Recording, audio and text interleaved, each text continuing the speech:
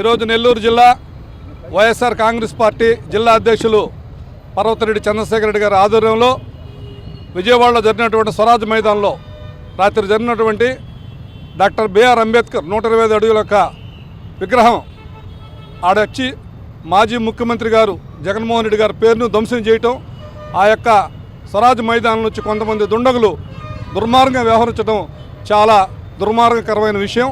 ఎందుకంటే భారతదేశంలో ఎక్కడ కూడా సాక్షాత్ ఈ దేశ ప్రధాని మోడీ గారు పార్లమెంట్లో డాక్టర్ బిఆర్ అంబేద్కర్ విగ్రహాన్ని ఏర్పాటు చేసి మోకాళ్ళ మీద కూర్చొని ఆయనకు నివాళులు అర్పించినటువంటి రోజులు ఉన్నాయి. అవన్నీ కూడా మర్చిపోకుండా ఈరోజు కొంతమంది దుండగులు కావాలని చెప్పి ఆ యొక్క స్వరాజ్ మైదానంలో ఉంటే బాబాసాహెబ్ అంబేద్కర్ యొక్క విగ్రహాన్ని ధ్వంసం చేయటం, అటుపన్నీ పగలగొట్టేది చాలా దారుణమైన విషయం.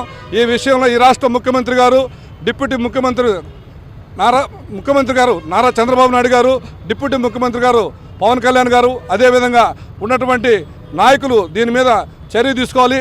దీని మీద సిబిసిఐడి ఎంక్వైరీ చేసి దోషుల్ని కఠినంగా శిక్షించాలని కూడా మేము వైఎస్ఆర్ కాంగ్రెస్ పార్టీ దళిత వింగ్ నుంచి మేము విన్నవిస్తున్నాం.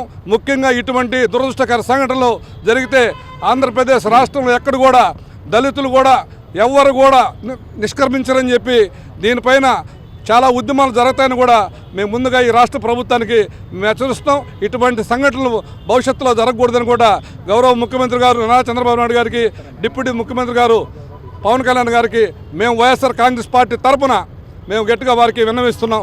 దయచేసి ఇటువంటి సంఘటనలు పునరావృతం కాకుండా ఎక్కడ చూసినా బాబాసాహెబ్ అంబేద్కర్ ఒక కుల నాయకుడు కాదు, అందరికీ నాయకుడు. ఆయన రాసిన రాజ్యాంగం వల్ల ఈరోజు ప్రతి ఒక్కరు కూడా ఆయన ఫలాలు అనుభవిస్తున్నారు. ఆయన యొక్క రిజర్వేషన్ల వల్ల ఈరోజు ఎంతోమంది చట్టసభలో ఉన్నారు. కాబట్టి ఆ యొక్క రిజర్వేషన్ ద్వారా అనుమతించిన మంత్రులు కానీ ఎమ్మెల్యేలు కానీ గెలిచిన వాళ్ళందరూ కూడా దీన్ని పూర్తిగా ఖండించాలని కూడా పార్లమెంట్ సభ్యుల కాడి నుంచి శాసనసభ్యుల కాడి నుంచి మంత్రుల వరకు కూడా మేము గట్టిగా వారికి ఈ విషయంలో గట్టిగా వారిని హెచ్చరిస్తూ వారి దీని మీద కఠినంగా నిర్ణయం తీసుకొని సిబిసిఐడి ఎంక్వైరీ చేసి దోషుల్ని కఠినంగా శిక్షించాలని కూడా మేము కోరుతున్నాం. నెల్లూరు రూరల్ నియోజకవర్గంలో ఆదాల ప్రభాకర్ రెడ్డి గారి యొక్క సూచనల మేరకు డాక్టర్ బిఆర్ అంబేద్కర్ విగ్రహాన్ని 125 అడుగుల ఎత్తులో ఉన్నటువంటి అంబేద్కర్ విగ్రహానికి శిలాఫలకాన్ని పగలగొట్టడం చాలా దుర్మార్గం అని చెప్పి నేను తెలియజేస్తున్నాను.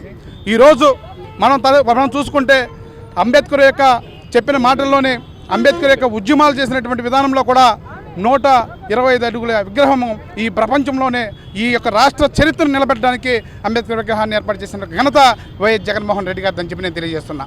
అయితే అటువంటి విగ్రహాన్ని ఈ యొక్క మతోన్మాదులు కుల ఉన్మాదులు ఈ యొక్క విగ్రహం ఇక్కడ ఉండడం నచ్చక ఆ విగ్రహాన్ని శిలాఫలకాన్ని పగలగొట్టడం చాలా దురదృష్టకరమని చెప్పి నేను తెలియజేస్తున్నా. అలాగే అది కేవలం అంబేద్కర్ యొక్క సామాజిక ఉద్యమం, సామాజిక అత్యున్నత సమాజంలోని దళిత వర్గంలో అట్టడుగున ఉన్న ప్రజలు బాగా ఉండాలనే ఉద్దేశంతో అంబేద్కర్ గారు ఒక కార్యక్రమాన్ని 1930లో ఏర్పాటు చేయడం జరిగింది.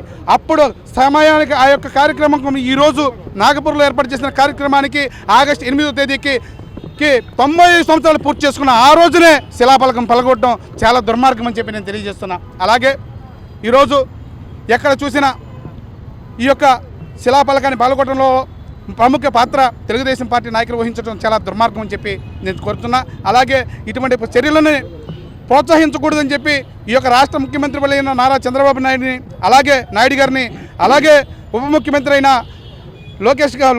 పవన్ కళ్యాణ్ గారిని, అలాగే యువనాయకుడైనటువంటి లోకేష్ గారిని కూడా కోరుతున్నా. ఎవరైతే ఈ యొక్క శిలాఫలకాన్ని పలగొట్టిన దుండగులు ఉన్నారో వాళ్ళని కఠినంగా శిక్షించాలా. రాబో కాలంలో ఇటువంటి చర్యలకు పాటుపడిన వాడిని నిజంగా చెప్తున్నా సమాజంలో ఉంచకుండా చూడాలని చెప్పి నేను కోరుకుంటున్నట్టు డిమాండ్ చేస్తున్నాను.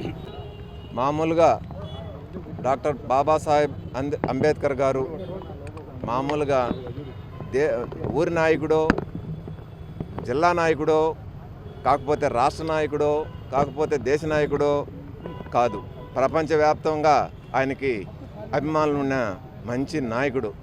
అట్లాంటి నాయకుడి శిలా విగ్రహాన్ని దగ్గర శిలాఫలకాలు పగలగొట్టిన వాళ్ళది నీచమైన చర్య అని మేమందరం ఖండిస్తూ ఉన్నాం. ఈ నీచమైన చర్యని మీరు జాగ్రత్తగా ఫాలో చేసి దాన్ని ఆ చర్యకు పాల్పడిన వాళ్ళని శిక్షించాలని మనస్ఫూర్తిగా కోరుకుంటున్నాం.